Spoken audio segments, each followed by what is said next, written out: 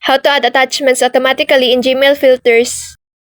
In Gmail, filters let you manage incoming emails, but it's important to note that you can't automatically add attachments through filters since Gmail doesn't provide the feature to attach files on its own.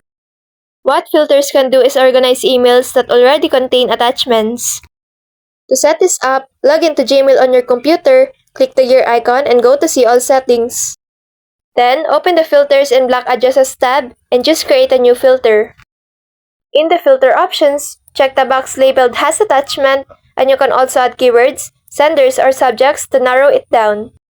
After that, click Create Filter and choose actions like applying a label, marking as important, or forwarding the email to another address. This way, any email that arrives with an attachment will be sorted automatically based on your rules. While Gmail doesn't allow you to auto-add files to outgoing messages, using filters helps you manage and track emails with attachments more easily. So that's all for this video. I hope this helps. Thank you.